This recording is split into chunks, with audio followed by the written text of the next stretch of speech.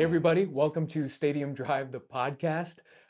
This is a 10 episode series where we're going through every song that we wrote and produced and created for the first record. And we are going through and talking about what is some cool gear that we used, what were some maybe fun stories about the making of the song, or about some of the fun production elements that we used.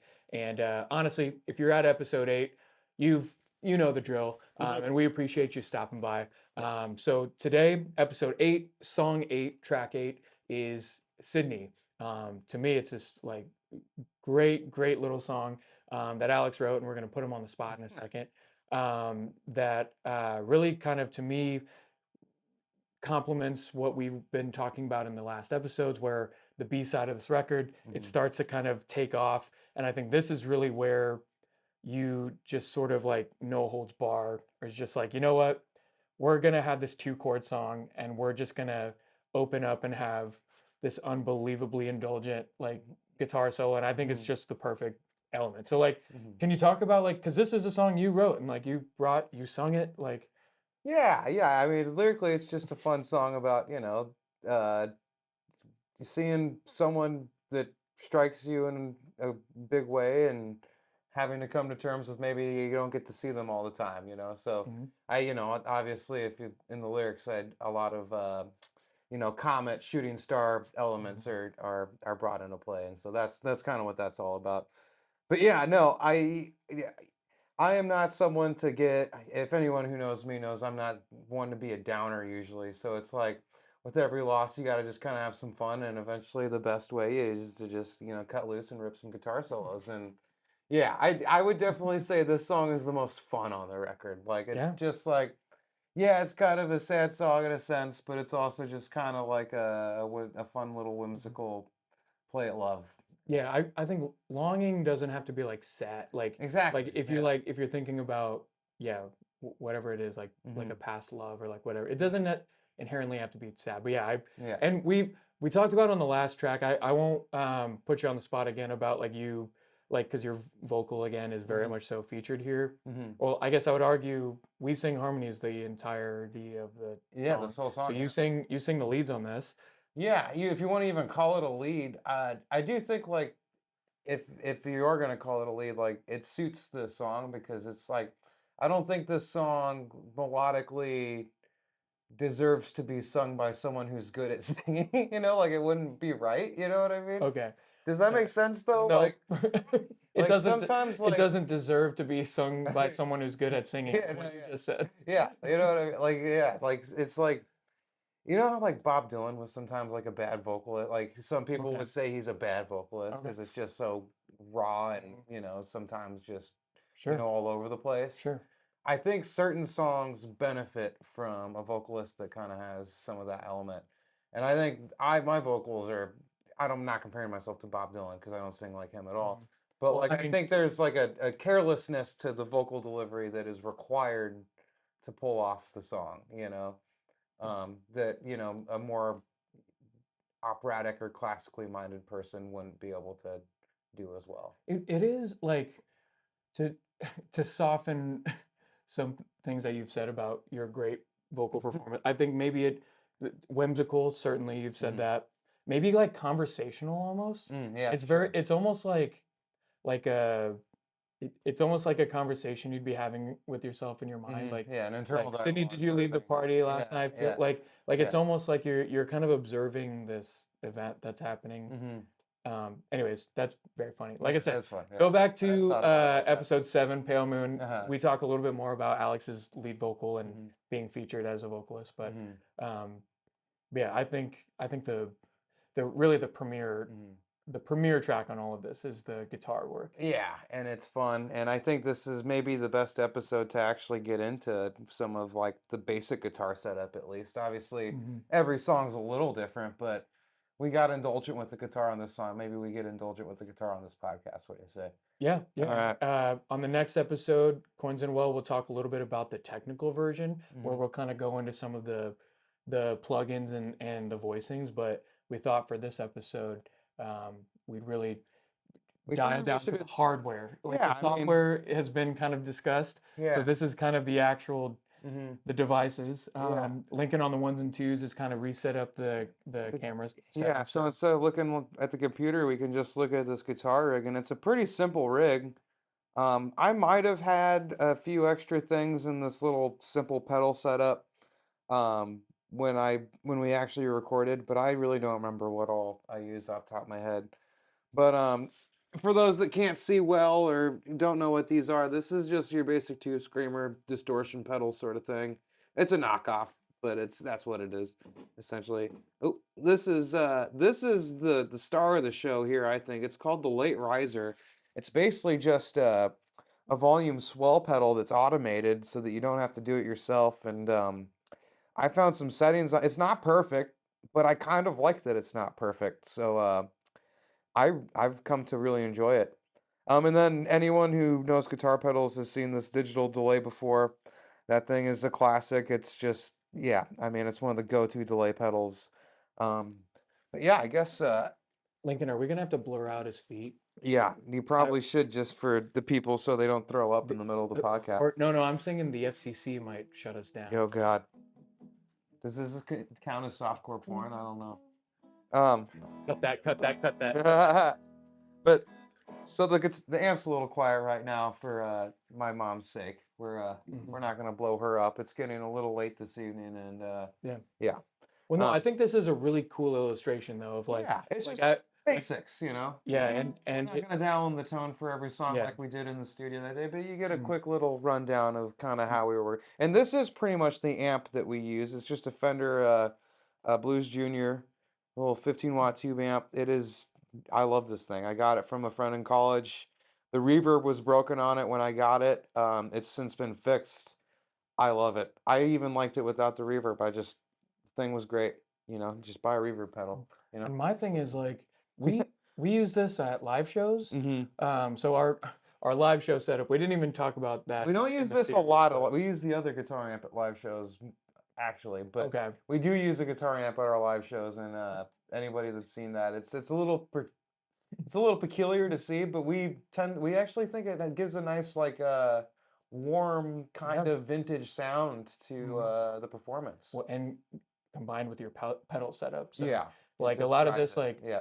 again, if you see us live, it's going to kind of match. Or True. like I would you'll be able to holding an see some- acoustic. I'd be holding an acoustic guitar and Yeah. somehow getting some of these electric sounds. Yeah, even some of the with- same exact tones. Yeah. But yeah. Anyways, I'll just kind of like I want to get a tutorial. Yeah, so yeah, simple. There's your clean sound.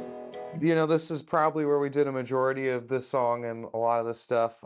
Whenever we get dirty, this thing's gonna get turned on, you know. A little more dirt. But I don't only in Coins in a Well did I actually bust out the fuzz pedal, my big muff. And we use that for the outro of Coins in a Well.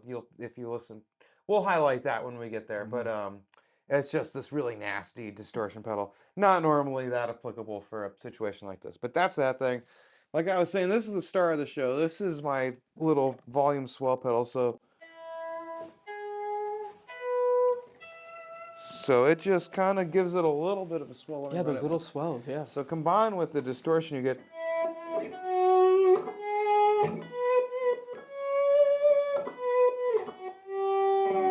You get that sort of thing, right? It's, you know, just kind of almost like a slide guitar, almost like a pedal steel, but not quite either of those things. Very much so featured in Pale Moon, the episode before this. Right. And to get to the Pale Moon thing, that's when we introduced this delay, just to kind of give it an even more like kind of spaced out effect. So then you get.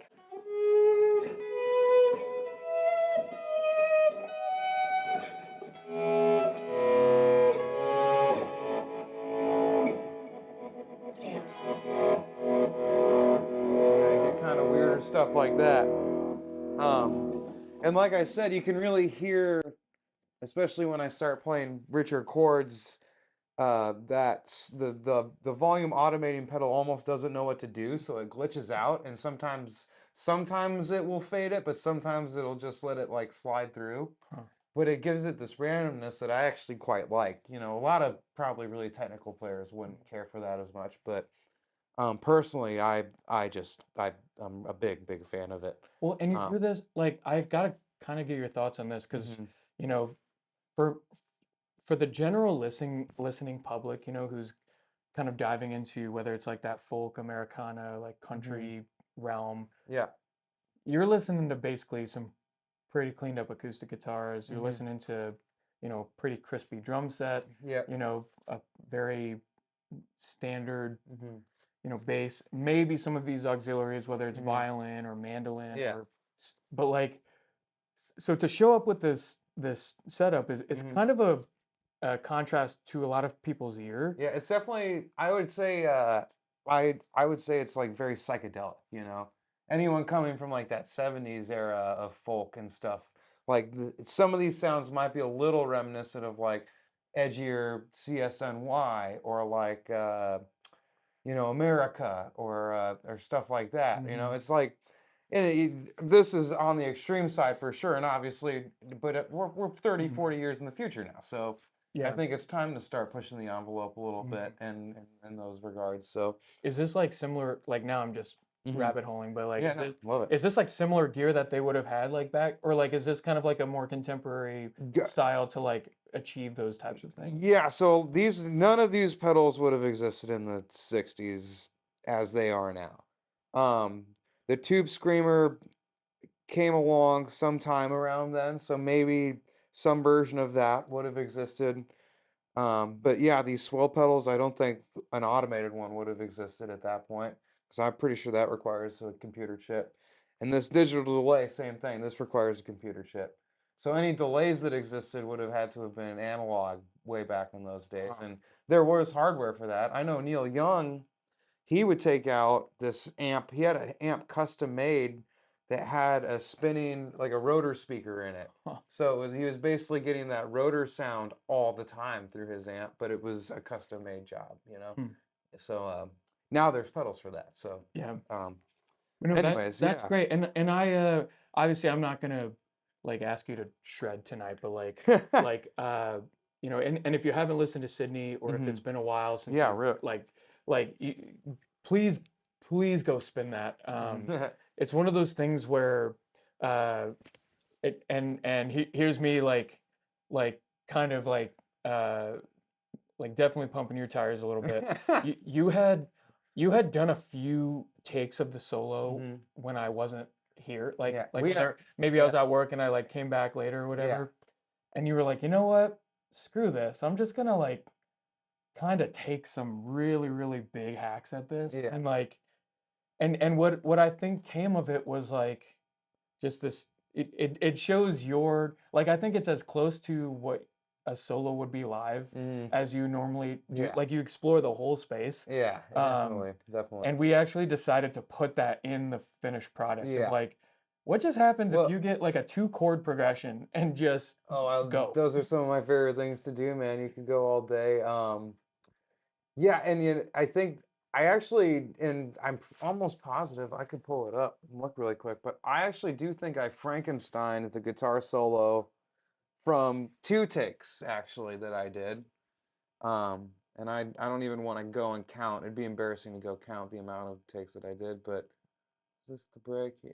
Yeah, so I actually Frankensteined it. So the first about 30 seconds of the solo is 1 take, and the last 30 seconds or 20, 30 seconds is a couple different takes. So yeah, it just was one of those things where yeah, it happened to work out. I probably did I get obsessive with guitar solos sometimes, and when something's just not quite hitting, whether it be the guitar, the tone, the licks that I'm thinking of, sometimes it gets to be a bit much. So I think for this one, it was like we Mhm. took a step back and we found a few fun ones, and it actually kind of worked together well, and Yeah, we were happy with it. I'm happy with it. So, yeah, like you said, it wound up coming across as something that I very much that I would play live, like at a mhm. show. It's got this silly nature to it, but it shreds too. So, Yeah, and yeah. it still has a tiny bit of like a pop threat. Like so, Hmm. out of the 4 singles we had Yeah. on this record, this Mm. was the only one from the B side Yeah.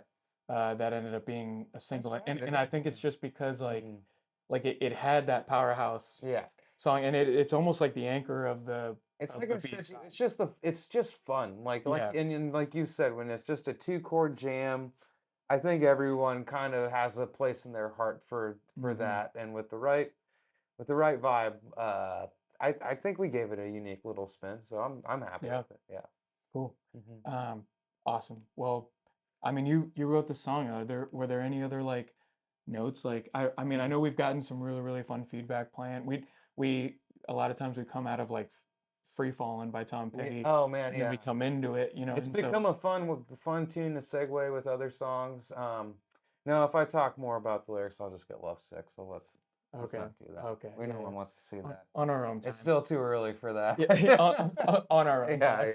Yeah, Yeah, this might even be the best time to mention our true genre, and I think Spotify actually gave us this actual designation. So Wait, I this haven't heard comes from the about this. upstairs. I don't think. Spotify calls us sad boy folk. Oh, Um, I have heard about this yeah, actually. yeah, Yeah, yeah. yeah, yeah, So it's one of those things where yeah, yeah, it really captures a lot of those elements of yeah, the love, so yeah, yes, yeah. but um, Sad boy folk. any, Hashtag sad boy folk. Hey, let's start the trend now, people. yeah, let's get Yeah, trending. yeah, Anyways, thank you all so much. yeah. Thanks for playing. That was actually kind of Oh awesome. yeah, that was Uh, great. if you haven't, or if you have, I don't. We have some physical copies of the record. We've got vinyls, which, in my opinion, I think Mhm. is the Best way to best way listen to to this. Yeah. consume this. Mhm. I know I'm very biased, but just some of the warm, crackly. We actually, now that we've been in the swing of things with this podcast, we were actually talking about throwing that on ourselves and just listening to it Mhm. from front to back once we get done. So It might be kind of cool yeah, it's to been a long time for me to go back. personally. I mean, we've listened to some snippets obviously over the Hmm. course of these episodes, but Yeah, yeah, it always feels different to sit and listen to something from beginning to end. yeah, Yeah. cool. So whether you have one or you don't, if you don't have one, hit us up. We'll get you a copy. Yep. Otherwise, listen to the rest of the episodes here on the page. We've got a few more, so we appreciate you all sticking around. And yeah, we'll catch you on the next episode. Extra spectrally sitting